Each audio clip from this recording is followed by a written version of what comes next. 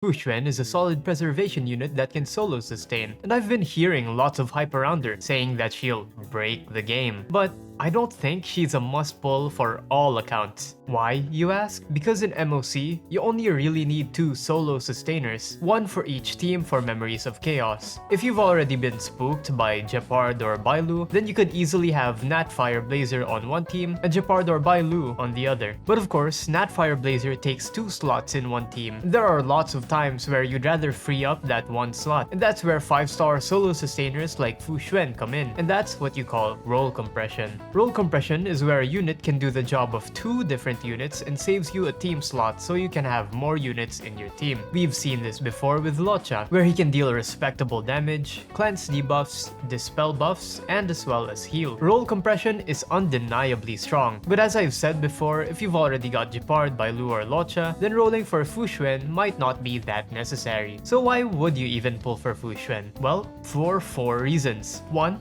is if you like Fu Xuan herself. There's no better reason to pull than just for liking a character. Trust me, I see 6 Triple Crowned Amber. I know what it feels like. Fu Xuan's definitely no Amber though, but my point still stands. 2 is if you want the units on her banner. Lynx is a Quantum Abundance character that has around the same stat lines and sustain power that Natasha has. The only difference being that Lynx can increase your preservation and destruction units' aggro value. Great for Clara and Blade. Pela is a great support for just about anyone, and Hook is currently one of the best fire DPSs at higher Eidolons. I've also looked at the leaks, and there's only Sam, a fire destruction 5-star, that's upcoming. 3 is if you have Silverwolf. With Fu Xuan, you can finally have a mono quantum dream team for the sole reason that Silverwolf will finally implant quantum weakness onto your enemies, and you don't have to 50-50 the element anymore. If you've got Silverwolf, I'd say you should definitely pull for Fu Xuan. Currently, the mono quantum team is Fu Xuan, Lynx, Silverwolf, Sela, or Qingque. Of course, as time goes on, you might want to replace Lynx because having both Fu Xuan and Lynx are overkill for sustain. And finally, because she's still a decent unit. If you don't know anything about her kit, I'll give you a quick rundown. Fu Xuan's basics deal damage that scales on her max HP, making her damage respectable since you want to build HP and defense on her as a tank. Her main gimmick is in her talent, Bleed Breaks Bliss. It states that all your allies receive less damage while Fu Xuan is alive, and when Fu Xuan falls below 50% of her HP, she heals herself based on how much HP she's missing. This can trigger once, and she gains one more use of this talent whenever she uses her ultimate. Her ultimate, Woes of Many morph to 1, deals AoE damage to all enemies, and it scales with her max HP. It also gives a bit of healing to all allies, but the important thing here is that it gives her another use of her talent. This means that as long as she keeps using her ultimate, and that she isn't killed in a single hit, she can keep healing herself to near max HP every time. Her skill activates the Matrix of Prescience, and distributes 65% of the damage that your team receives to Fu Xuan, as well as increasing their max HP and increasing their team's crit rate. With her A6 trace, her entire team can resist a crowd control debuff while the Matrix is active. Keep in mind that crowd control, or CC for short, refers to freeze, imprison, and entanglement. If it prevents you from casting your ultimate, it's counted as CC. This is very valuable as it prevents your actions from being delayed, and as they say, prevention is better than cure. That's all Fu Xuan has to offer. A solo sustainer that boosts HP and crit rate, prevents CC, and does respectable damage on her own. For the conclusion, I will say that I think she lags behind Locha in terms of utility, but of course, they serve different purposes. Locha's edge is that he dispels buffs and auto-heals, and Fu Xuan's edge is that she boosts HP and crit rate, which can be useful for units like Jingliu and Blade. Oh,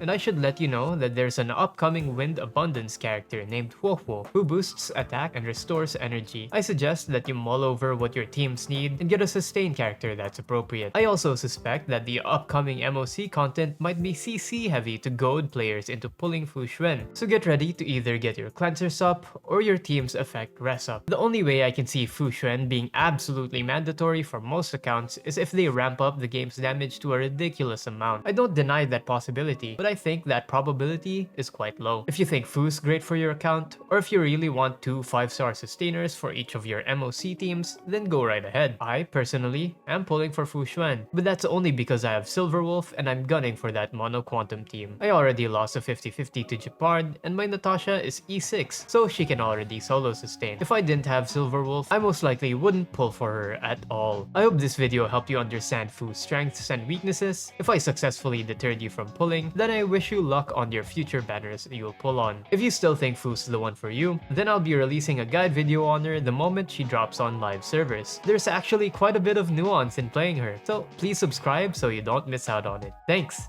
See ya!